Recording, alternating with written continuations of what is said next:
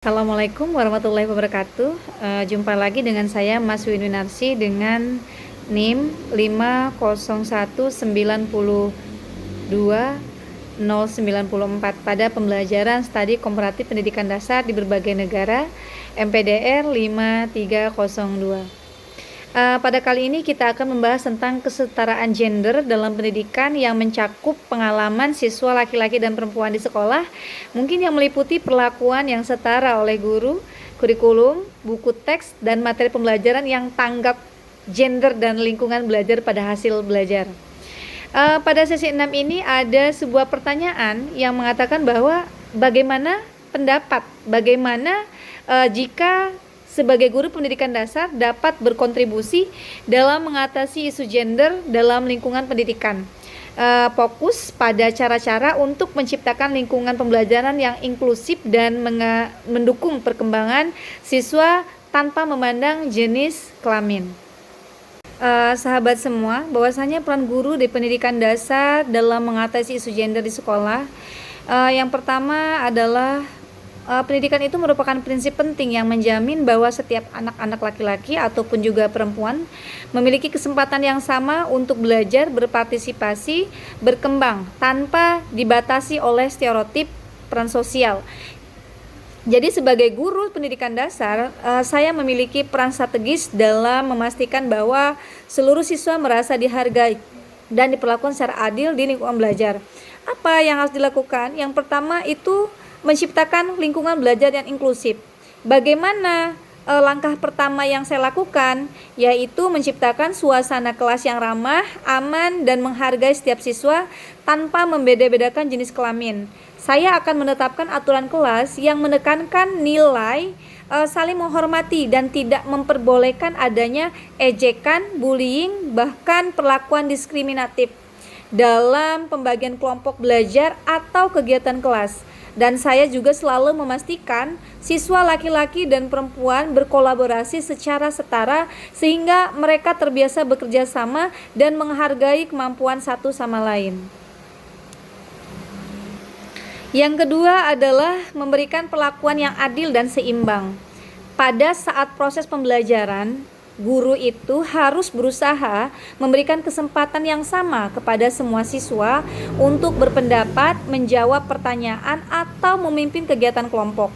Jadi saya berusaha untuk tidak menunjukkan ataupun memberikan pujian atau kritik misalnya dengan tidak menganggap bahwa siswa laki-laki lebih pandai ataupun juga siswa perempuan lebih pandai dalam sains atau bahwa siswa perempuan lebih rajin dalam seni.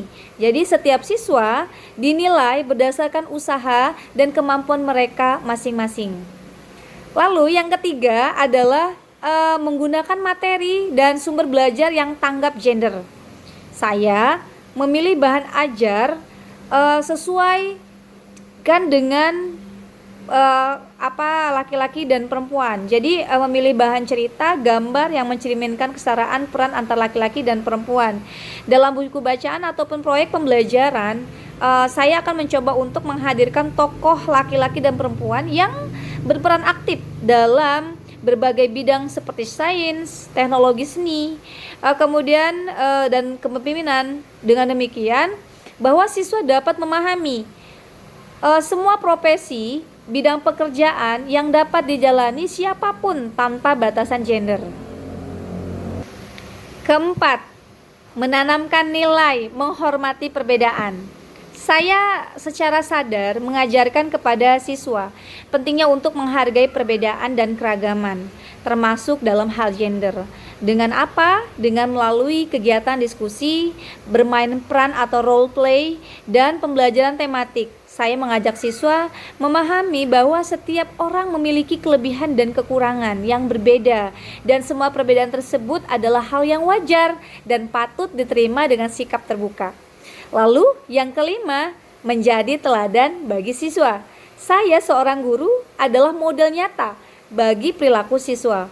Oleh karena itu, saya berusaha menampilkan sikap adil, empatik, dan terbuka terhadap semua siswa. Saya juga menggunakan bahasa yang netral dan positif, yang menyontohkan kerjasama setara antar laki-laki dan perempuan dalam kegiatan sekolah. Ada soal yang kedua lagi, yaitu tentang bagaimana sih strategi yang konkret yang dapat atau yang dilakukan untuk diterapkan sebagai promosi kesetaraan gender dan mengidentifikasi potensi diskriminasi gender, yang mengajarkan siswa tentang pentingnya menghormati perbedaan, merangkul keragaman dalam konteks pendidikan dasar. Strategi yang konkret yang harus saya promosikan dalam kesetaraan gender ini di sekolah dasar, yang pertama, sebagai guru pendidikan dasar, saya akan berusaha untuk menciptakan suasana belajar yang adil dan inklusif dan menghargai setiap individu tanpa membedakan jenis kelamin. Contohnya, yang pertama, satu, saya menerapkan aturan kelas yang adil dan inklusif. Maksudnya adalah saya akan membuat kesepakatan kelas bersama siswa dengan menekankan nilai saling menghormati dan tidak boleh mengejek teman berdasarkan gender. Misalnya, aturan itu tertulis bahwa semua teman harus menghargai baik laki-laki dan perempuan. Jadi aturan ini dibahas di awal tahun pelajaran agar menjadi kesepakatan bersama dan membentuk budaya kelas yang aman dan setara. Lalu yang kedua, saya akan memberikan kesempatan yang sama bagi semua siswa. Jadi dalam kegiatan belajar, saya akan memastikan bahwa siswa laki-laki dan perempuan memiliki peluang yang sama untuk menjawab pertanyaan, bermain kelompok, atau mempresentasikan hasil kerja. Lalu tugas dan tanggung jawab di kelas dibagi secara bergantian tanpa membedakan jenis kelamin. Misalnya, piket kelas, memimpin doa, dan menjadi ketua kelompok. Jadi saya pikir bahwa hal ini akan membantu menghapus anggapan bahwa siswa laki-laki yang pantas menjadi pemimpin atau bahwa siswa perempuan lebih cocok di posisi pendukung. Yang ketiga, saya akan menggunakan materi pembelajaran yang tanggap gender. Jadi saya akan berusaha untuk memilih dan memodifikasi bahan ajar agar menampilkan peran laki-laki dan perempuan secara seimbang. Contohnya, dalam pembelajaran IPS atau Bahasa Indonesia, saya menggunakan teks yang menggambarkan tokoh perempuan dan laki-laki yang berprestasi di berbagai bidang ilmu pengetahuan dan teknologi. Jadi saat membuat soal atau contoh, saya tidak menggunakan kalimat yang seperti ayah bekerja di kantor atau ibu memasak di rumah, tetapi diganti menjadi ayah dan ibu bekerja sama merawat keluarga. Keempat, yaitu mengidentifikasi dan mengatasi potensi diskriminasi gender. Jadi secara rutin, saya akan melakukan pengamatan perilaku siswa di kelas dalam mengenali potensi diskriminasi. Misalnya, ada siswa laki-laki yang meremehkan pendapat teman perempuan dan sebaliknya. Dan saya sendiri tanpa sadar lebih sering memuji atau memperhatikan salah satu gender. Jadi untuk mengatasinya bahwa saya akan melakukan refleksi dan koreksi dalam cara memberi umpan balik. Dan juga saya juga akan menegur dengan bijak jika ada siswa yang menunjukkan perilaku tidak menghargai perbedaan. Nah, yang kelima adalah menanamkan nilai menghormati perbedaan melalui pembelajaran.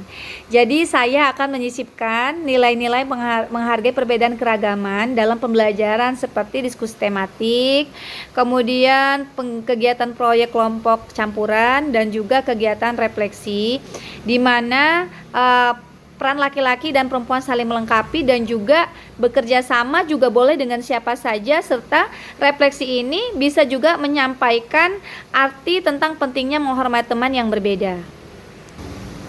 Yang keenam, menjadi teladan dalam sikap bahasa. Jadi saya selalu berusaha ingin menjadi contoh yang nyata. Misalnya menggunakan bahasa netral dan positif. Dengan contoh misalnya teman-teman, bukan anak laki-laki ataupun juga ataupun anak perempuan saat memberikan instruksi. Juga menunjukkan kerjasama yang sejajar. Jadi dengan rekan guru laki-laki maupun perempuan di depan siswa agar mereka melihat bahwa kolaborasi tanpa batas gender itu wajar. Yang ketujuh adalah melibatkan orang tua dan lingkungan sekolah. Saya ingin selalu berdialog dengan orang tua saat pertemuan kelas tentang pentingnya menanamkan nilai kesetaraan sejak dini. Jadi sekolah juga didorong untuk mengadakan kegiatan bersama antara siswa, guru, dan orang tua. Bisa jadi seperti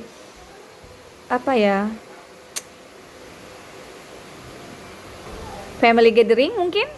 Jadi itu semua bisa menumbuhkan semangat kebersamaan tanpa bias gender, seperti lomba kelas, kerja bakti, atau kegiatan sosial.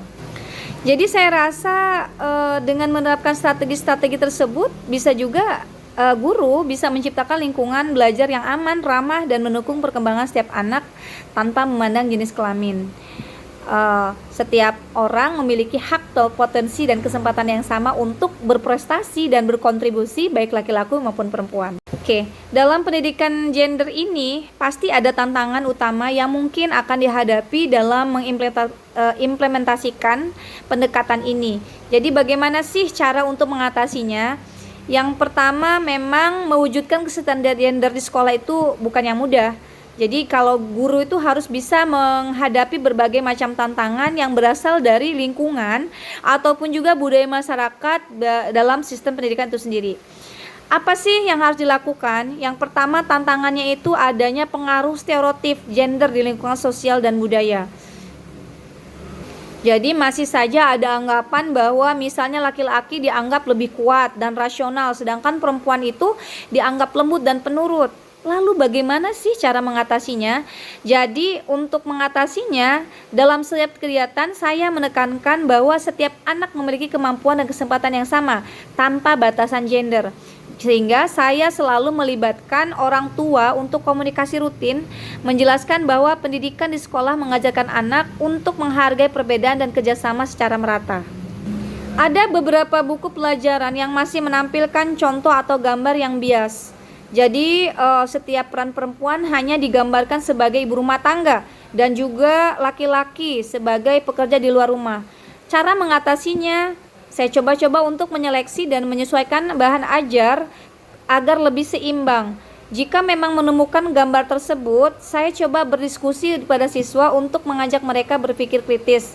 Contohnya, saya memberikan pertanyaan bahwa apakah hanya laki-laki yang bisa menjadi dokter? Nah, lalu apakah perempuan tidak bisa menjadi pemimpin? Nah, dengan begitu siswa belajar mengenali dan menantang bias lebih sadar. Tantangan yang selanjutnya adalah kurangnya kesadaran dan pemahaman tentang pendidikan gender di kalangan guru. Jadi tidak semua guru memahami bahwa perlakuan yang tidak seimbang di kelas bisa menjadi bentuk diskriminasi halus. Misalnya lebih suruh menunjukkan siswa laki-laki saat menjawab soal IPA. Jadi cara mengatasinya adalah melakukan refleksi diri dan berdiskusi dengan rekan sejawat untuk mengevaluasi praktik mengajar agar lebih adil. Sehingga saya juga berpartisipasi dalam melakukan praktik baik dengan rekan sejawat atau dengan IHT di sekolah. Nah, kesetaraan gender ini dalam tantangannya itu berasal dari pola asuh dan dukungan orang tua yang berbeda. Sehingga mungkin di keluarga, misalnya anak laki-laki tidak diajarkan membantu pekerjaan rumah, atau anak perempuan tidak diberi kebebasan pendapat. Jadi, bagaimana cara mengatasinya? Bangun komunikasi yang lebih baik dengan orang tua melalui pertemuan kelas dan laporan perkembangan seimbang.